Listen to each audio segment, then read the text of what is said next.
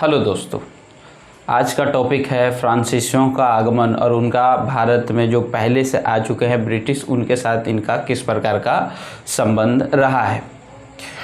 तो हम लोगों ने इससे पहले भी 4 टॉपिक हिस्ट्री का, मॉडर्न हिस्ट्री का कवर कर लिया है और ये आज का 5वां टॉपिक है और हम इसको समझने का प्रयास करते हैं। फ्रांसीसी कंपनी जो है भारत आने वाला 5वां यूरोपीय कंपनी था, क्योंकि इससे पहले भी 4 यूरोपीय कंपनी भारत आ चुका था। पहला था पुर्तगाल, दूसरा डच, तीसरा ब्रिटिश, चौथा डेनमार्क और 5वां फ्रांस था और छठा स्वीडिश था।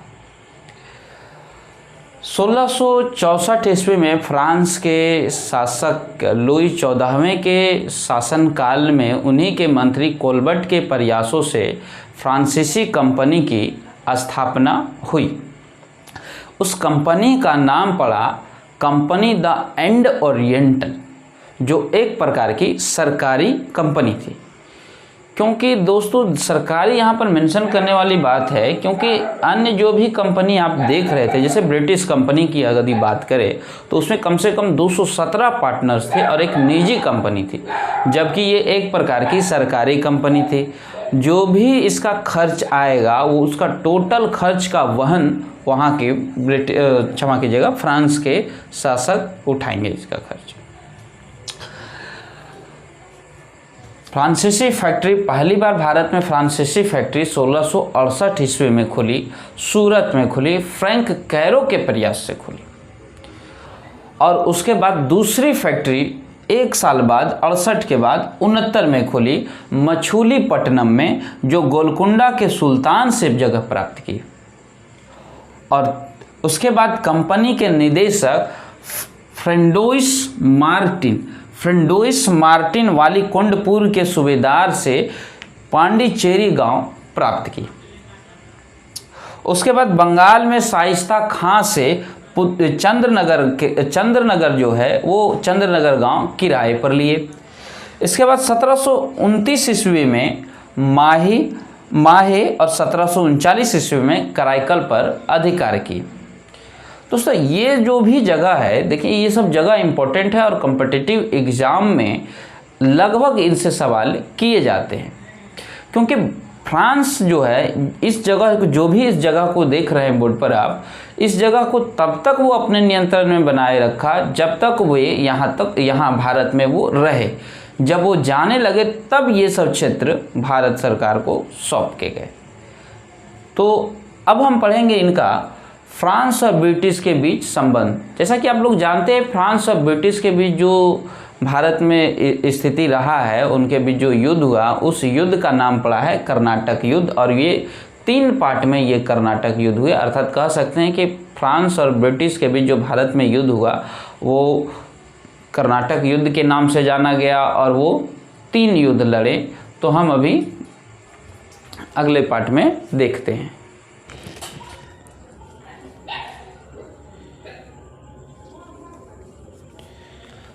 हेलो दोस्तों, अभी हमने फ्रांसीसी कंपनी का आगमन पढ़ा और उनकी भारत में फैक्ट्रियां को कहां वे स्थापित किए, इसके बारे में हमने पढ़ा।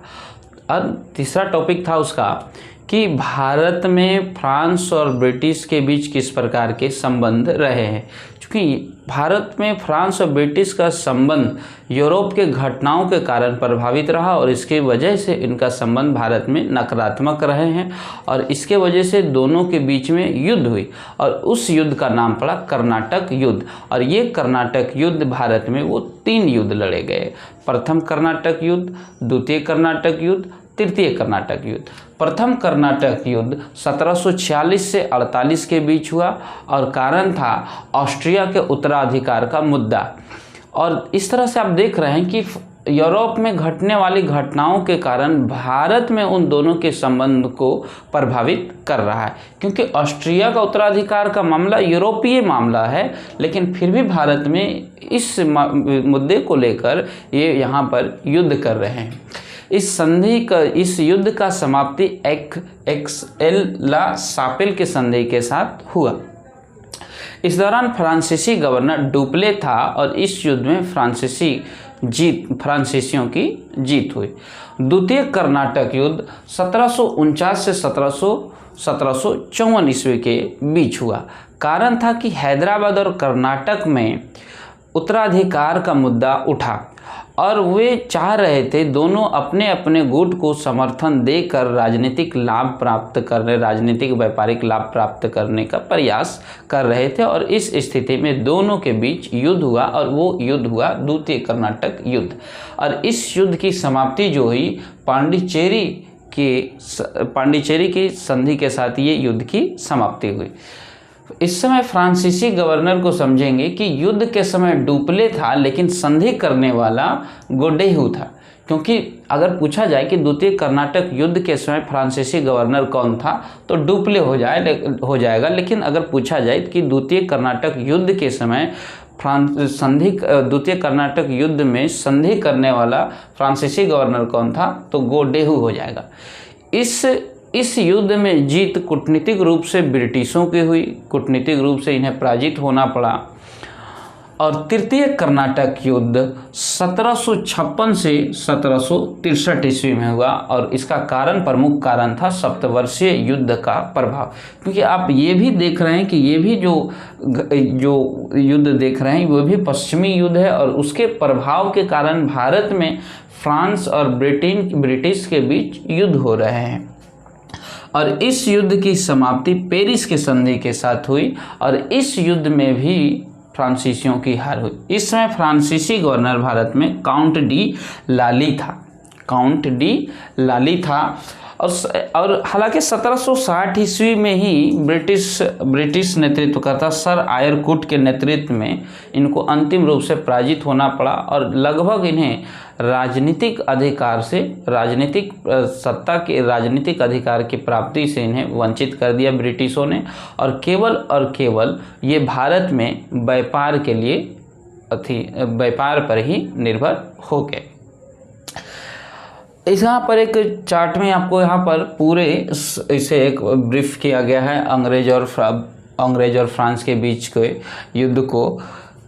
पहला कर्नाटक युद्ध जो लड़ा गया 1746 से 48 में लड़ा गया और इसका संधि हुआ एला सापेल। और द्वितीय कर्नाटक युद्ध जो लड़ा गया 1749 से 54 और संधि हुआ पांडिचेरी के संधि। तृतीय कर्नाटक युद्ध 1756-63 के बीच में हुआ और इस युद्ध की समाप्ति पेरिस की संधि के साथ हुआ। इस तरह से हम लोगों ने आज फ्रांस का आगमन और उनका जो भारत में जो उन्होंने युद्ध लड़ा, कर्नाटक का युद्ध, बंदीवास का युद्ध, वो टॉपिक को हमने कवर कर लिया। अब हम लोग मिलेंगे एक नए टॉपिक, ब्रिटिश और मुग़ल के बीच किस प्रकार का संबंध रहा है। और अब इस तरह से आपका टॉपिक समाप्त होता है। जय हिंद।